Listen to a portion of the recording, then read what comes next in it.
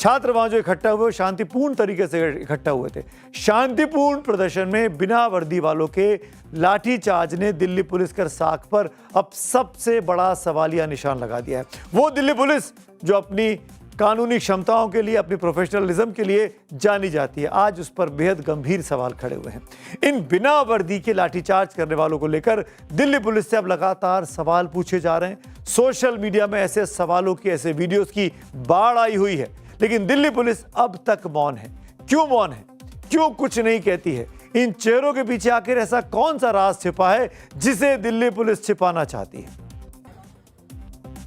ये सच है कि राजधानी की कानून व्यवस्था दिल्ली पुलिस के कंधों पर है। प्रदर्शनकारियों से निपटने की जिम्मेदारी भी दिल्ली पुलिस की ही थी। इसी के लिए भारी संख्या में कल सुबह दिल्ली में जंतर मंतर के आसपास, यानी संसद के आसपास, दिल्ली पुलिस के कई जवान तैनात किए गए थे। अर्धसैनिक बलों तक की टुकड़ियों को भी सड़क पर उतारा गया था। आरएएफ की फोर्स हमने देखी, जो नीली वर्दी में आपको दिखाई दे रहे हैं, रैपिड एक्शन फोर्स जिनको कहा जाता है। पुलिस ने लाठी चार्ज क्यों किया? आंसू गैस के गोले इन मासूम छात्रों पर क्यों दागे? ये सवाल अपनी जगह बहुत जायज है, पूछे भी जा रहे हैं और लोकतंत्र में ऐसे सवाल पूछे भी जाने चाहिए। दिल्ली पुलिस को देश की सबसे हाईटेक पुलिस कहा जाता है। कहा जाता है कि इसके पास बहुत ही मॉडर्न इक्विपमेंट्स अब आ गए हैं। दिल्ली में आपको बताऊं, क्योंकि ये राजधानी है, यहाँ पे संसद है, जगह जगह सीसीटीवी कैमरे लगे हुए हैं और सीसीटीवी के कैमरों के जाल में अब आर्टिफिशियल इंटेलिजेंस और फेस रिकॉग्निशन के जरिए आसानी से लोगों को पहचाना जा सकता है। इसके बावजूद भी अभी तक बिना वर्दी वाले ये जो गुंडे थे, ये जो लाठीबाज थे, ये जो लाठीगिरी कर रहे थे, लाठीचार्ज कर रहे थे, इसका पता दिल्ली पुलिस क्यों नहीं लगा पा रही है? अगर ये दिल्ली पुलिस के ही आदमी हैं तो फिर पुलिस ऐसा बयान देने से क्यों बच रही है? क्यों पुलिस नहीं कहती कि हाँ, हमारे लोग थे, हमने उनको ड्यूटी पर लगाया था? पुलिस अधिकारियों को, पुलिस कमिश्नर को, पुलिस प्रवक्ता को सामने आकर इन लोगों को बताना चाहिए कि हाँ, ये हमारे व्यक्ति हैं, ये क्राइम ब्रांच के हैं, ये इंटेलिजेंस के हैं, ये पुलिस के हैं, कहाँ के हैं, ये पता लगना चाहिए। क्यों नहीं पता लग पा रहा है? बिना वर्दी के इन लोगों को कानून की धज्जियां खुलेआम उड़ाने की छूट आखिरकार क्यों दी गई? दिल्ली पुलिस को इन चेहरों का सच क्यों नहीं देश के सामने रखना चाहिए? क्यों नहीं पता चले कि ये कौन लोग हैं, ताकि दूध का दूध और पानी का पानी हो सके और हम ये कह सके कि दिल्ली पुलिस वाकई में निष्पक्ष थी और ये तो गुंडे थे। दिल्ली पुलिस का मौन, दिल्ली पुलिस की चुप्पी, दिल्ली पुलिस का कुछ ना कहना कई और सवालों को खड़ा कर रहा है। ये साख दिल्ली पुलिस की है। जनता के भरोसे का भी सवाल है दिल्ली पुलिस पर। अगर ये दिल्ली पुलिस के जवान हैं तो नियम और प्रोटोकॉल कहां चले गए हैं? और अगर ये बाहर से आए अराजक तत्व हैं तो खाकी के साए में इन्हें इस तरह गुंडागर्दी करने का हक आखिर क्यों दिया गया और क्यों इनको पहचान कर जेलों की सलाखों के पीछे नहीं डाला जा रहा? मैं 100% यकीन से कह सकती हूँ, इसमें से जो सादी वर्दी में थे कोई भी पुलिस वाला नहीं था। पहली बात तो, एक प्रोटेस्ट में जब आप डिस्ट्रप्शन करने जाते हैं या उसको प्रोटेस्ट को कंट्रोल करने जाते हैं तो आप सादी वर्दी में क्यों हैं? मुझे ऐसा लगता है ये बीजेपी के गूंज हैं या फिर ऐसे हट्टे कट्टे बॉडी बिल्डर्स को पैसा दिया गया है। तो ये जो तस्वीरें आप देख पा रहे हैं मेरे साथ, ये षड्यंत्र के, जिन्होंने जो षड्यंत्र का हिस्सा बने, ये किसका षड्यंत्र था? सब ये जानना चाहते हैं। और ये षड्यंत्रकारी कौन थे? किसके इशारे पर वहां काम कर रहे थे? कौन इन प्रदर्शनकारियों को बदनाम करने के लिए इन सादी वर्दी में पुलिस वाली लाठियां लेकर, पुलिस वाली, जी ध्यान से देखिए, इनके हाथ में जो लाठियां हैं वो पुलिस वाली लाठियां हैं। ये आमतौर पर नहीं मिलती हैं। आखिरकार इनके पास कहां से आ गई? आपको एक बात और बताऊं, अदालत का आदेश बिल्कुल साफ है। ड्यूटी पर तैनात हर पुलिसकर्मी को वर्दी में होना चाहिए, खासकर वो ड्यूटी जब वो प्रदर्शन में, आंदोलन में वहां पर मौजूद हो। आखिरकार ये वर्दी में क्यों नहीं थे? सीने पर उनकी पहचान, यानी यहां पर नेम प्लेट लगी होनी चाहिए ताकि पता लग सके कि ये कौन लोग हैं। तो फिर कल दिल्ली की कानून सड़कों पर कानून की रक्षा करने वाले इस नियम की धज्जियां क्यों उड़ा रहे थे? क्यों अदालत के आदेश की अवहेलना की जा रही थी? सवाल सिर्फ बिना वर्दी वालों पर ही नहीं उठे हैं, सवाल उन पुलिस वालों पर भी हैं, आरएएफ के जवानों पर भी उठे हैं जिनकी वर्दी से नेम प्लेट गायब थी। इन्हीं बिना नेम प्लेट वाले सुरक्षा बलों ने छात्रों पर अंधाधुंध लाठियां चलाई हैं, अपनी पहचान को छुपाने की कोशिश की है। ये भी गैर कानूनी है, गलत है। लगता नहीं कि षड्यंत्र था। मैं इसलिए भी कह रहा हूं कि बहुत से ऐसे वीडियो भी वायरल हैं जब पुलिस वालों से पूछा गया कि आपका बैच कहाँ है, आपका नेम प्लेट कहाँ है, गिर गया, भूल गए, लाना नहीं आया।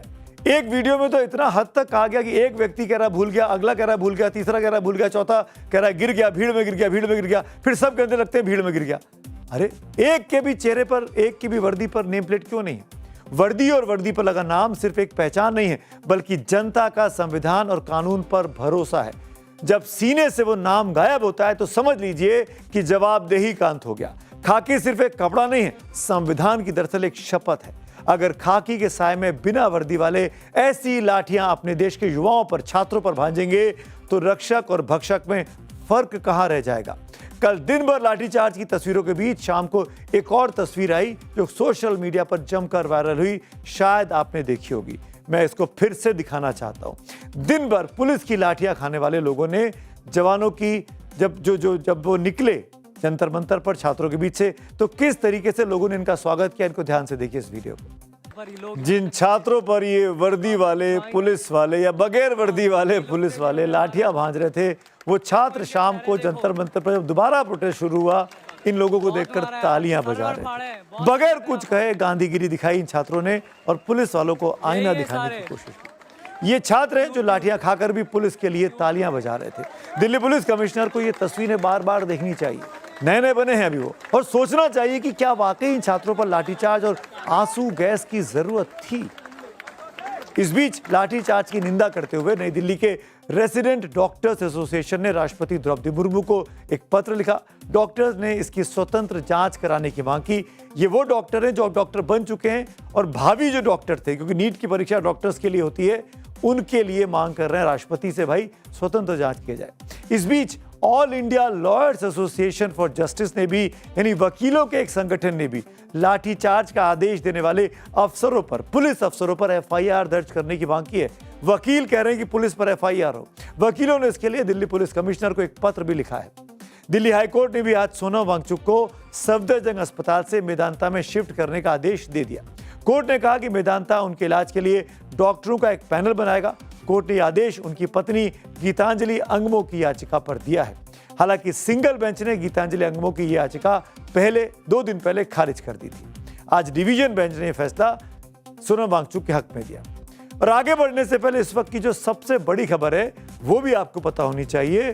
प्रधानमंत्री आवास के पास, उनके घर के पीछे वाली गेट पर प्रदर्शन कर रहे विपक्ष के नेता राहुल गांधी को अब हिरासत में लिया गया है। राहुल गांधी आज शाम अचानक कांग्रेस पार्टी के तमाम नेताओं के साथ प्रधानमंत्री आवास की तरफ कूच करते हैं और प्रधानमंत्री आवास के पिछले जो एग्जिट गेट है वहां पर धरने पर पूरी की पूरी कांग्रेस पार्टी और सांसद बैठ जाते हैं। ये लोग मल्लिकार्जुन खड़गे के घर पर मौजूद थे। आज खड़गे साहब का जन्मदिन है और उनके घर से प्रधानमंत्री का आवास करीब 1.25 किलोमीटर की दूरी पर है।